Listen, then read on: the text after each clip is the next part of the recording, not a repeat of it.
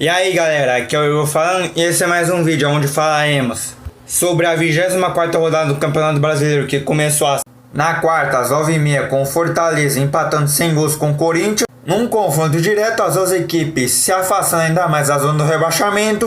No sábado às 5 da tarde, com os classificados para as quartas da Libertadores, Santos, que passou da LDU no sufoco pelo gol fora e agora vai enfrentar o Grêmio, que o primeiro jogo vai ser na Arena, contra o Palmeiras, que passou o carro no Delfim e agora vai enfrentar o Libertad, com o primeiro jogo sendo no Defensores del Chaco. Um Palmeiras que foi com 9 desfalques, contando com Patrick de Paula, que sentiu uma lesão na coxa no último jogo. Não foi nada sério, só vai ficar um mês de fora. E foi sem o Abel Ferreira, que pegou uma carona, que quem se recuperou foi o Cuca, voltando a comandar na beira do gramado. O Santos de Soteldo, que arriscou de fora da área, tirando tinta da trave, assustando o Everton, quase abrindo o placar para o Santos contra o Palmeiras, que respondeu na sequência com o Willian, que perdeu mais um gol em enfiada de bola de Veron, após parar, não conseguir afastar em lançamento de Finha, que sofreu nas mãos principalmente do Marinho, que ele falhou no gol do Pituca após passe de Caio Jorge em jogada com a participação dele. Marinho abrindo o placar para o Santos antes do intervalo, que logo no começo do segundo tempo, que voltou a demorar porque caiu a luz na Vila Belmiro, que aonde será que tá o dinheiro do Rodrigo, que deve estar bem guardado até na cueca. Voltando para o segundo tempo, o Rafael Veiga empatou para o Palmeiras de pênalti, bem marcado pelo VAR de Lucas Veríssimo, que subiu com as asas mais abertas do que a Mulher Gavião quando encontra o Lanterna Verde. Pênalti que foi convertido pelo Rafael Veiga, que o John chegou até tocar na bola, empatando para o Palmeiras, que virou rapidamente com o Willian em desvio de cabeça de Zé Rafael após cobrança de escanteio de Lucas Lima. Zé Rafa, que foi expulso pelo VAR após falta de Felipe Jonathan, que esse VAR tem lances piores, como o do Fagner, que quase acertou a Holanda do cara, que o VAR nem chamou, e que o comentário de arbitragem, que era um lance de cartão laranja. É aquela famosa filosofia de esperar a merda acontecer para tomar alguma atitude. Uma propaganda que aparece na atenção: se beber, não dirija. Foi criada depois que uma pessoa saiu dirigindo bêbada e matou uma pessoa atropelada. Bem, o Zé Rafa foi expulso no finalzinho do jogo, quando o Santos já tinha empatado com um golaço de Marinho em passe de Balieiro, após o mesmo ter tentado o voleio no cruzamento de Soteldo, empatando para o Santos por 2-2 contra o Palmeiras, que é o 15º jogo na saída do Luxemburgo, tendo 12 vitórias, chegando ao segundo empate e tendo apenas uma derrota sob o comando do Abel Ferreira. É o 9º jogo com 7 vitórias e apenas 2 empates. Não estou contando o primeiro jogo contra o Bragantino, porque ainda era o time do Cebola e foi escalado por ele, antes de dar sequência para o trabalho do Abel Ferreira, que empolga. Mas minha expectativa para a Libertadores ainda é a mesma: é melhor perder para o Libertad do que começar o ano tomando uma sacolada do River.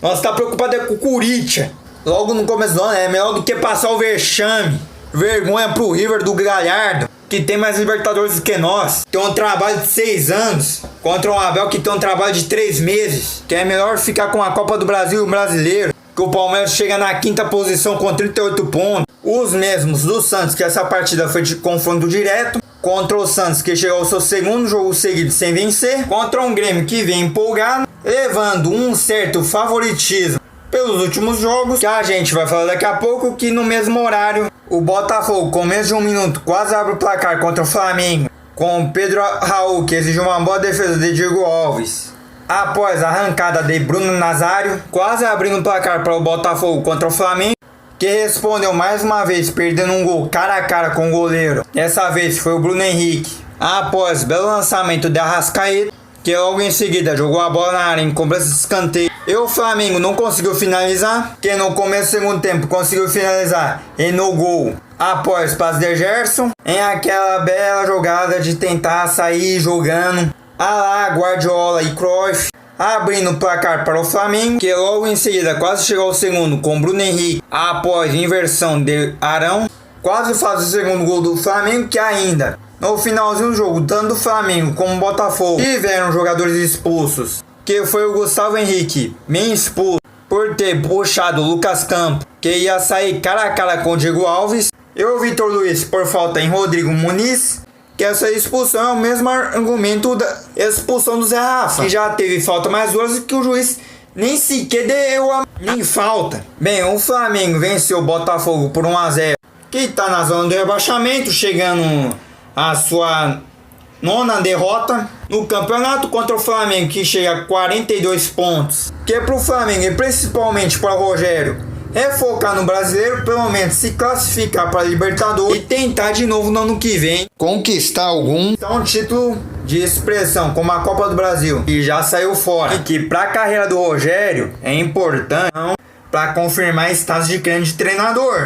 Porque com os fracassos que vem tendo, após ter conquistado tudo o que conquistou no Fortaleza, que com todo respeito, se não ganhar nada em nenhum clube grande, vai ser conhecido como treinador de time pequeno. Na sequência, o Ceará venceu o Bahia fora por 2-0 com gols de Vina e Léo Chu no finalzinho, dando a vitória para o Ceará, que chega a sua 2ª vitória seguida, chegando a 32 pontos e para a 9ª posição. Contra o Bahia, que chega ao seu 3º jogo seguido sem vitória no Brasileiro, mantendo na 13ª posição, classificado para as quartas da Sul-Americana, vai enfrentar o Defensa e Justiça, que eliminou o Vasco. Voltando a falar do Brasileiro, o Bahia chega aos mesmos 28 pontos do Atlético Paranaense, que foi salvo pelo Santos em chute de Marcos Paulo, no chute de Michel Araújo após cruzamento de Hudson, quase abrindo o placar para o Fluminense contra o Atlético, que quase a lei do ex aparece com o Richard, ganhou do Marcos Felipe na velocidade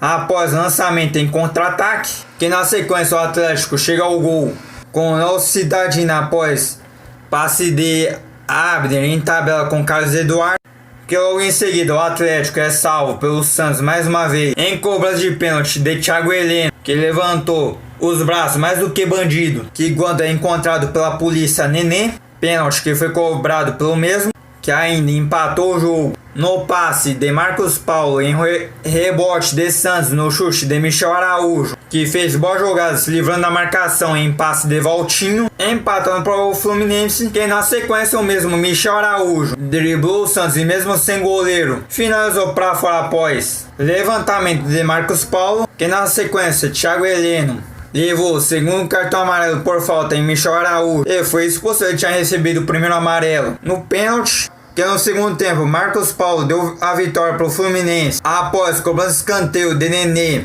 e Egídio, fechando o placar 3-1 Fluminense contra o Atlético Paranaense, que vem de eliminação para o River na Libertadores, chegando a sua 2ª derrota seguida, depois de uma sequência de 4 vitórias seguidas no Brasileiro, contra o Fluminense, que chegou ao seu 3º jogo seguido sem perder, chegando a 39 pontos, indo por 4º lugar. Vem de empate contra o Bragantino, que às 9 da noite empatou mais uma vez fora contra o Coritiba, que chega ao seu 5º jogo seguido sem vencer, na zona do rebaixamento com 21 pontos, o oposto do Bragantino, que chega a 28 pontos, indo à 14ª posição.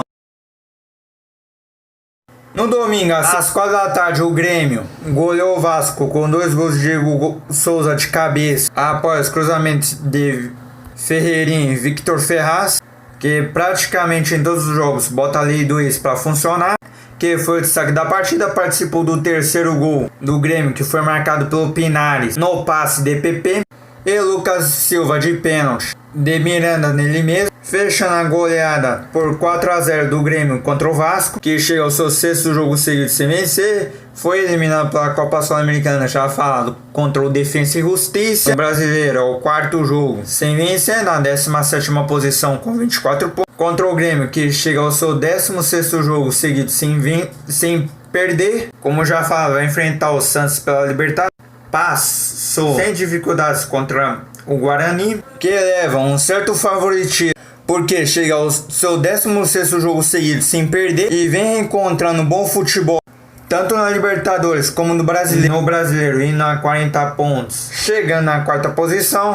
Às 6h15, o Atlético Mineiro enfrentou o Inter, que foi o Atlético chegando com a Arana, arriscando fora da área, muito perto do gol do Inter, que na sequência abriu o placar com Yuri Alberto de cabeça após cruzamento de Marcos Guilherme, abrindo o placar para o Inter contra o Atlético Mineiro, que logo em seguida chegou ao empate com o Hever cruzando para a área e o Musso acabou desviando para o próprio Patrimônio, empatando o jogo, que foi um bom começo no primeiro tempo, mas aí logo depois virou o Inter, que começou bem, mas aí depois foi decaindo. No segundo tempo, o Sacha acabou cabeceando para fora num desvio de cabeça de Johan após cruzamento de Keno, que na sequência jogou a bola na cabeça de Johan para virar o jogo para o Atlético Mineiro, que logo depois do gol o Atlético sentou no placar. O Inter não chegava, na verdade chegou pouco nesse jogo, como o Galhardo, que exigiu uma boa defesa do Everson. E na sequência chegou um empate com o Peglo, após recuo errado no Marrone e o Hever tentar afastar. Acabou empatando para o Inter. E Marrone já tá desgostoso com a torcida. Foi pra balada em plena pandemia. E depois entrega o gol pro Inter, que chega ao seu segundo empate com uma vitória e 4 derrotas. No sétimo jogo do Abel Braga, que se é outro treinador, se é o Kudê, Ramon Menezes, Thiago Nunes, já é pressão. Mas aí como é, com todo respeito ao Abel Braga, que tem história no Inter, o Luxemburgo que veio pro Palmeiras, pelo menos ele tinha um empate de 4-4 contra o Flamengo. O Felipão tinha ganhado uns 2 títulos na China pelo menos, mas pelo que todo mundo viu na última vez foi o 7-1. Mas aí como é o Abel Braga, que pelos últimos trabalhos é uma porcaria, Cristóvão Borges, Jair Ventura, tem que ter paciência, tem que esperar. Daqui a pouco o time vai engrenar. O Diniz, que eu esqueci de dizer que tá fazendo um bom trabalho agora, tem que ter paciência. Se é um Ramon Menezes que cai na fase de grupos perdendo pro Binacional, o cara já tá na rua. Que das horas o pessoal que comanda o Internacional não acompanha futebol, só acompanha o clube, só assiste os jogos do time, não vê os outros clubes. Ou tem gremista que tá amando os resultados do Inter, que empata com o Atlético Mineiro, que chega ao seu terceiro jogo seguido sem perder, e na 43 pontos a 4 do São Paulo, que às 4 da tarde enfrentou o Sport Recife, que logo no começo do jogo o Luan Poli teve que fazer uma boa defesa em chute do Igor Gomes. Após bela troca de passes, Toca não tá mais comigo, como diria Gustavo Villani. Após começa escanteio de Daniel Alves, Luciano Ronaldo abre o placar para o São Paulo, que no segundo tempo parecia que eu tava vendo outro jogo, que os comentaristas estavam dizendo que o Sport tava dominando o jogo, dando ritmo, como eu tava vendo isso. Tava vendo o São Paulo jogando tranquilo, que até o Luciano após passe de Guinaldo tabela com o Igor Gomes, que na sequência o outro Igor, o Vinícius, quase faz o segundo gol do São Paulo, mas o Thierry acabou salvando na hora H após passe de Daniel Alves, que na sequência encontrou o Guinaldo na cara do gol. E o Luan Poli acabou fazendo a defesa, na verdade foi 2 defesas, porque logo em seguida, após o passe do mesmo, Luanel Messi acabou testando o goleiro. E o São Paulo venceu por 1-0 o Sport, que chega ao seu 5º jogo seguido sem vencer, com 25 pontos na 16ª posição, uma posição da zona do rebaixamento, contra o São Paulo, que chega ao seu 15º ou 16º jogo seguido sem perder. Mais uma vitória dos Coringa. Tem que inchar a boca para falar no início. Coringa do Diniz.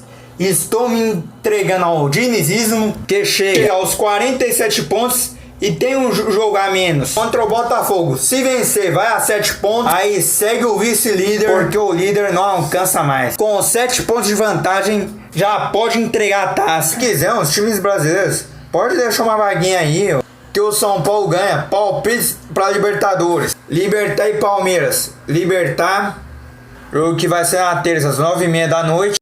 Na quarta às 7h15, Grêmio e Santos. Na River e Nacional, River às 9h30. E na quarta às 9h30, o jogo de volta, que o Boca venceu o Inter no Beira-Rio por 1-0. Agora na La Bombonera vai ser praticamente impossível do Inter virar pelo futebol que está jogando Boca nesse confronto, que sai o adversário do Racing. Um palpite para quem vai estar na semifinal: Grêmio e Racing, e River e Libertad. Aí na final do Maracanã vai ser uma final argentina entre Racing e River. Aí vai dar Racing, bicampeão da Libertadores, Bom, galera, esse foi o vídeo de hoje. Espero que tenham gostado. Comente a sua opinião e tchau!